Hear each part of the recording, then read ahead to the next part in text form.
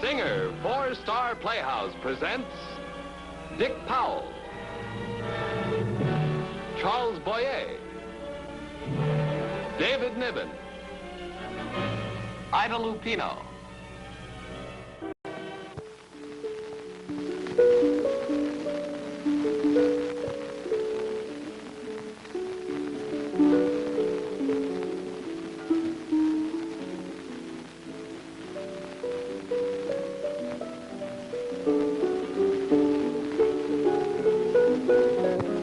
In the most proper of all New England cities, in that proper year of 1860, stood the home of that exceedingly proper banker, Henry Kennard, and of his wife, Delight, me.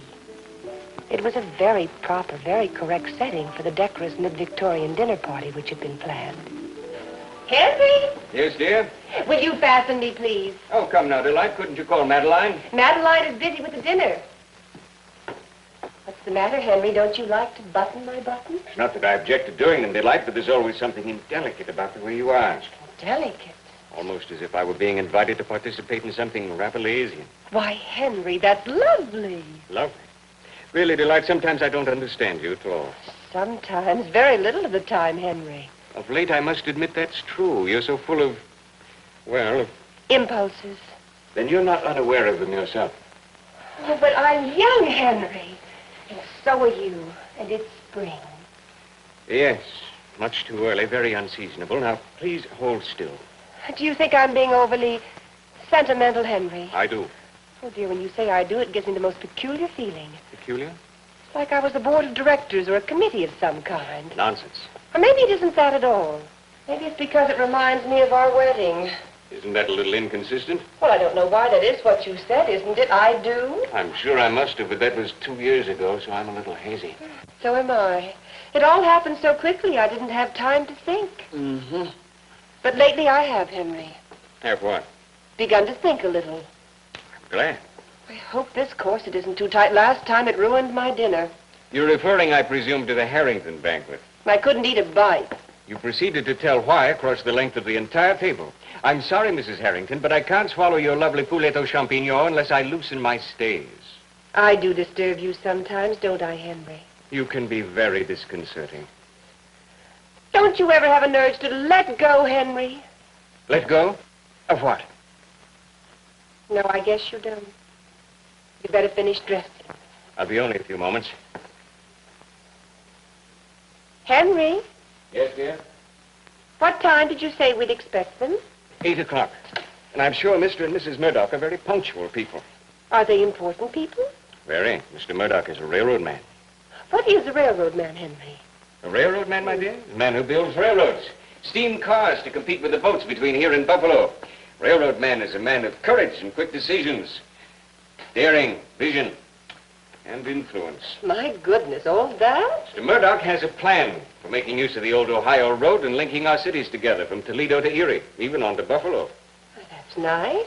It's more than nice, dear. It's a colossal undertaking. Has Mr. Murdock a beard? No, Mr. Murdock does not. Mr. Murdock is still a very young man. But, Henry, you're only 35 years old and you have a beard. Well, I'm a banker. Bankers wear beards. Henry, Yes, dear? I'll be very careful tonight not to say anything to displease you.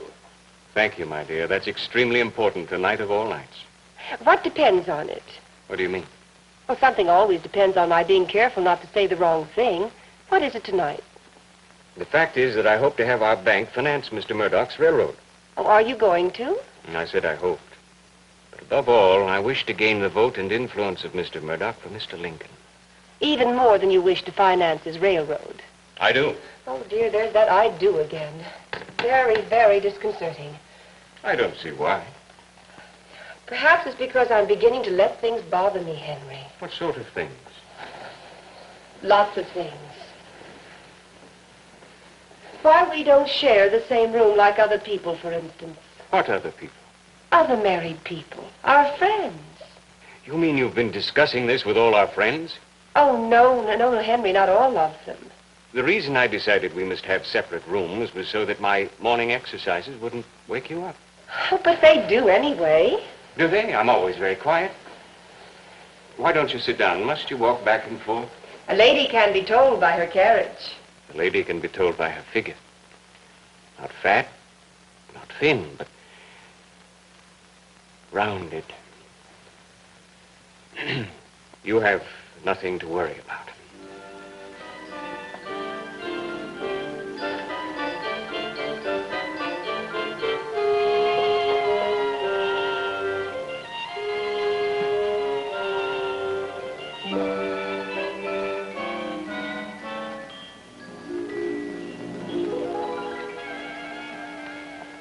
Good evening, Mrs. Kenner. Good evening, Madeline. I'm afraid I was terribly slow in dressing. Is everything ready? Yes, ma'am. And Cook is getting terribly cross. Cook is always cross after her day off. You look very pretty tonight, Madeline. Oh, well, thank you, ma'am. You look very fetching yourself, if I may say so. Such a beautiful dress. Isn't it lovely? It's imported from Paris. It's the latest rage. Oh, and look, aren't they naughty? Oh, Mrs. Kennard, there are times you don't seem at all like the mistress of this house. Really? You know, sometimes Mr. Kennard doesn't think so either. How is the turkey? Nice and brown, ma'am. And the bean porridge? Just the way Mr. Kennard likes it, ma'am. Oh, did Cook add the English sauce? I don't know, ma'am. Well, you better run along and find out. Yes, ma'am. Oh, that'll be the guest, ma'am. You run along, Madeline. I'll get it. Oh, now you know how Mr. Kennard disapproves of you opening the front door. You won't tell him, will you? No, ma'am.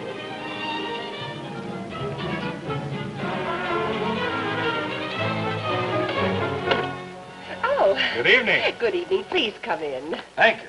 It's very good to see you both. Well, Mr. Kennard's daughter? I am Mr. Kennard's wife. Oh, please forgive me. I'm Murdock. May I present Mrs. Murdock? How do you do? My dear. Please take off your wrap and go into the parlor.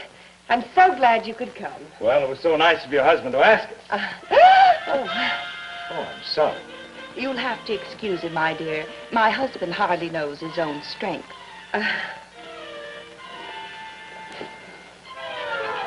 Henry? Henry? Are you by any chance calling for help? Oh, I was letting my husband know you were here.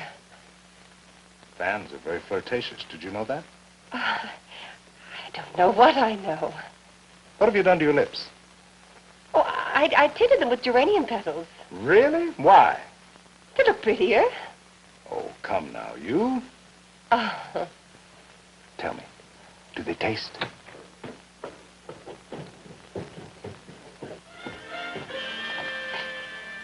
Well, good evening, Mr. Murdock. How are you, Kennard? We're on it.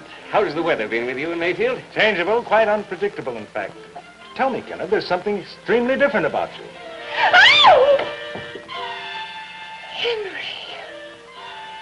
Oh, your beard. No, your eyes do not deceive you, my dear. It's gone. But Henry, I was suddenly tired of it, so I shaved it off. you look so different. I've never seen you without a beard before. You're a perfect stranger to me. That, my dear, may prove to be an advantage. And how's the weather been with you in Mayfield, Mr. Murdock? Still changeable. I stick to that. You haven't even a mustache. You look so clean, I try to be. so young. Oh, my darling, you're getting pale. Don't you realize what you've done to her? Must have been a frightful shock. Come. Let's get you more comfortable. You can't possibly. I am sorry, but it was so unexpected. Right over here, Mrs. Kennedy. My dear, aren't you allowing yourself to become distraught over nothing? What is it? What happened to Mrs. Kennard? A bit of a shock, I'm afraid. Do you have some sherry? Oh, of course. It's really silly of me. I'm quite all right. But what else did you do? She looks so pale. It was not I, my dear. Mr. Kennedy removed his beard without preparing her for the transformation. Here we are. Oh, Mr. Kennedy, may I present Mrs. Murdock? How do you do, Mr. Kennard? Charmed, Mrs. Murdock. There, I think I'm all right. I'm sorry I behaved with so little self-restraint. I think we could all use a little bracer after that. No, don't get it. I assure you, Delight is not usually so emotional. I'm sure this time she had provocation. May I propose a toast? To the next President of the United States, Mr. Abraham Lincoln. Lincoln? I'm afraid I'll just have to pass on those sentiments until I'm sure he's the right man. You mean there's a doubt? Well, now, please, can't we change the subject? Yes, with pleasure.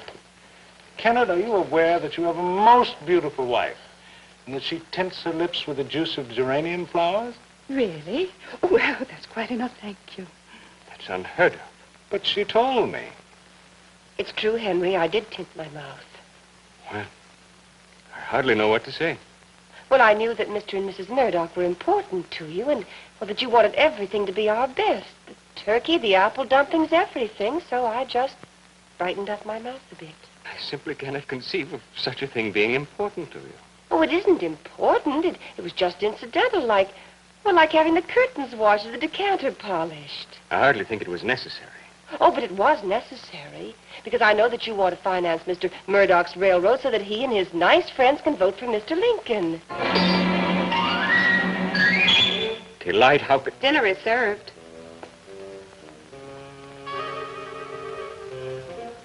Mrs. Murdock, may I have the honor? Thank you, Mr. Kenneth. But you told me so, Henry. You made it clear to me. Oh, I've done it again. Thanks for the warning. You know, you are unique. Whenever Henry's angry with me, he just walks away. If you belonged to me and I were angry with you, I wouldn't walk away.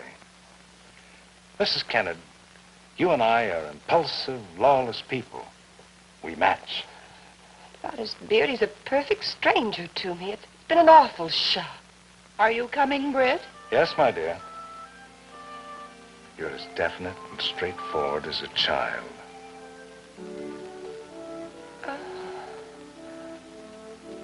I am? And cruel, too. Don't you realize what such candor can do to people? I'm too upset to think my forehead is all damp.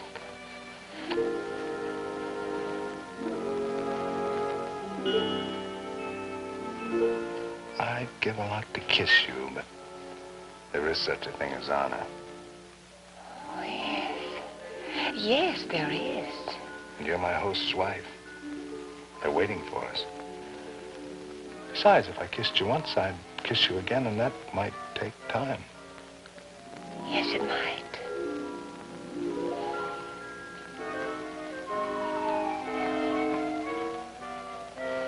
Mrs. Kenneth. Mrs. Kenneth. May I have the honor?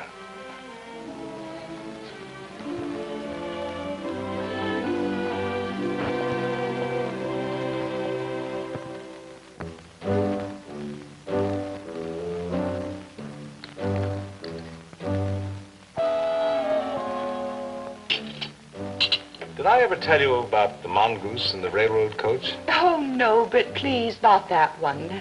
I always laugh at my husband's old jokes, but sometimes he does go a bit too far back. Well, in that case, I'll switch from the ridiculous to the sublime and compliment Mrs. Kenneth on a most delicious meal. It's beautiful. I'll convey your sentiments to the cook. She'll be very pleased. My only complaint could be that your husband served too much Mr. Lincoln with each course. The present crisis is no such thing as too much of Mr. Lincoln. He's too raw, awkward, and unschooled. But a master of men? This country does not want a master of men. This country does not want slavery. Part of it does. Do you? I do not, sir. Now, Henry, remember your dyspepsia. Would you care to see the new Italian chest Henry brought from Boston? Oh, I'd love to. I have one myself, but I'm sure yours is much nicer. Would you gentlemen excuse us, please? Indeed. And remember, no politics. Very well, my dear. No politics. Oh, it's beautiful, Mrs. Kennard. Such delicate design. I got it in Paris as part of my trousseau. How your husband must have adored it. Oh, I've never worn it. I've never dared. It's so sort of scandalous, don't you think? Well, perhaps so, but why not? It rather suits you, like this boudoir. Such unique taste. Henry says I have a touch of the pagan in me, but I hate anything gloomy. I love things bright. I like parties and people and You should have children, Mrs. Kenner.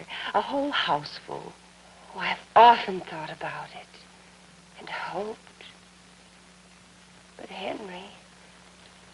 Do you have children, Mrs. Murdock? Oh, no. Only Mr. Murdock. And sometimes he can be quite juvenile. But surely you've wanted children. Oh, yes. I've always wanted a girl.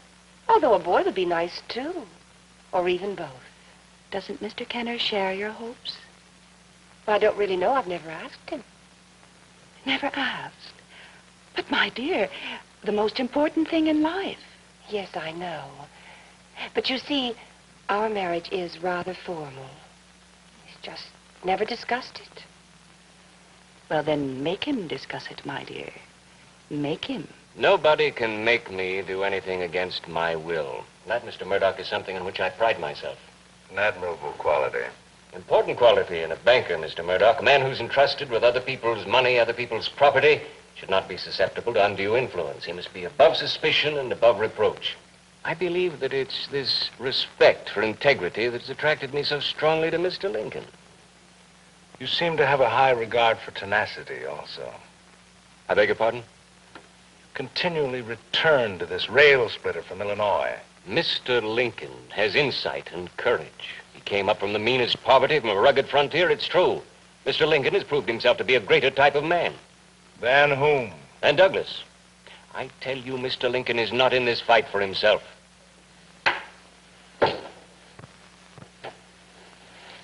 I wonder what's keeping the ladies.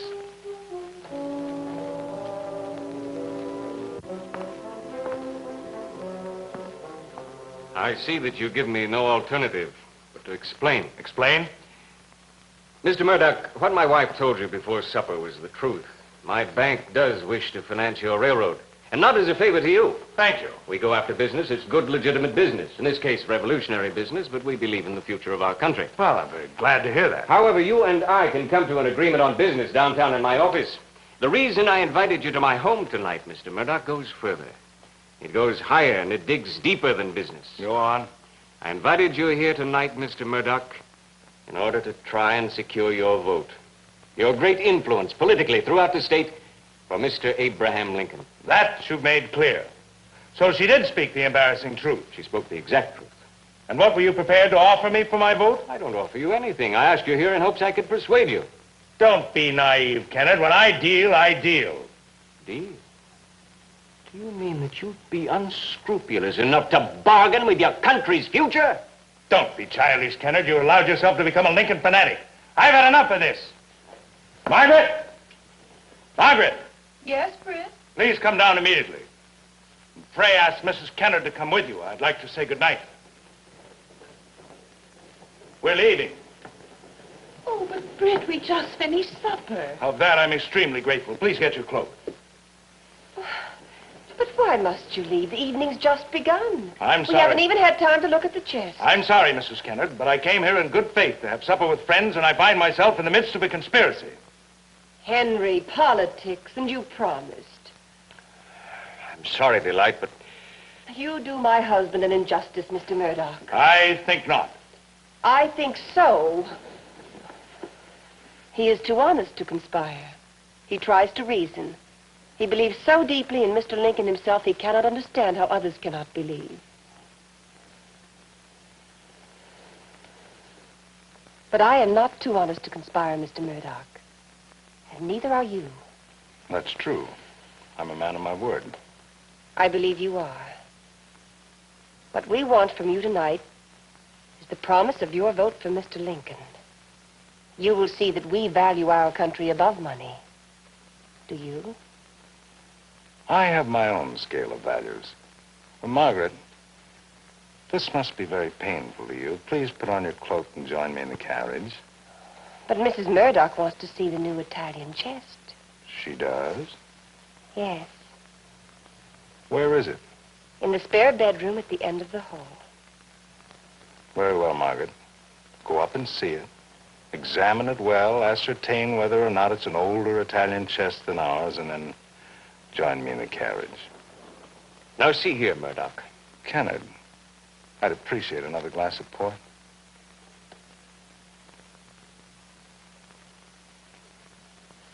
Very well.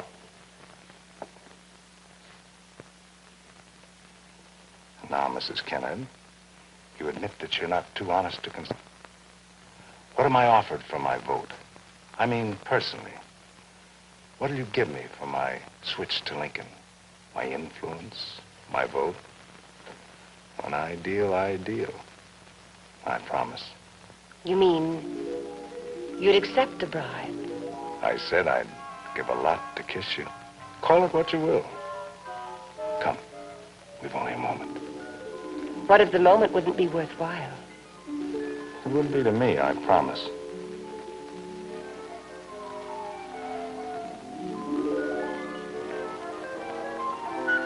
Geranium petals.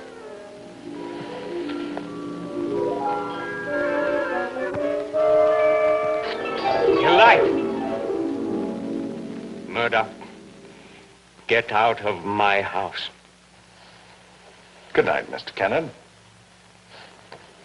Goodbye, Mrs. Kennard. Oh, it was lovely, Mrs. Kennard. Are you ready, Bridge? Yes, quite.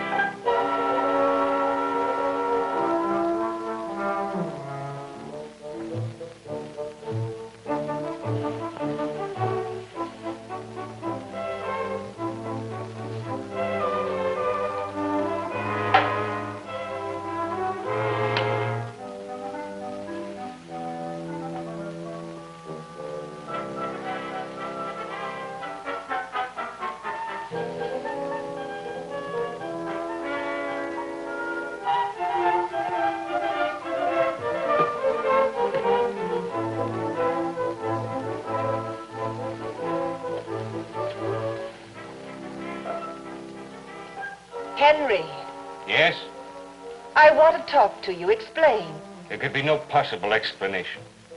Henry, I didn't like him. I just liked it. Can't you understand? You're a shameless woman. Well, who cares for a little thing like shame when one is fighting for one's life? You're not fighting for your life. Your life is quite safe. But my happiness isn't. And my happiness is more important to me than my life. Henry, I'm coming in.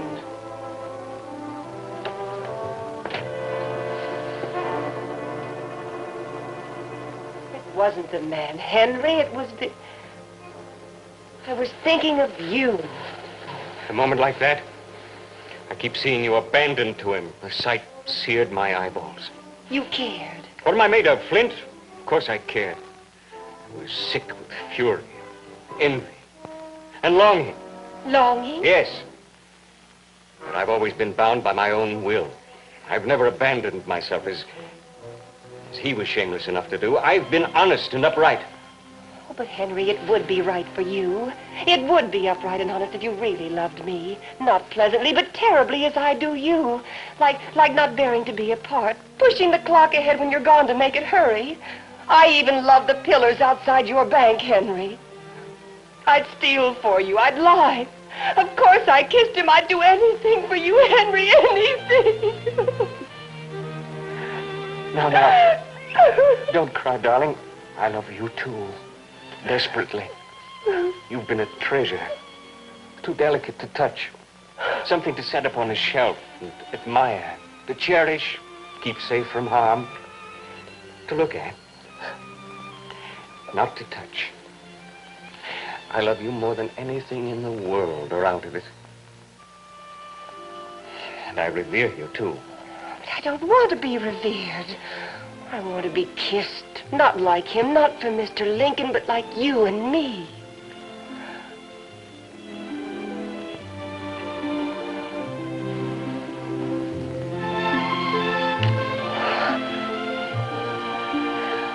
Oh, thank you, Mr. Lincoln.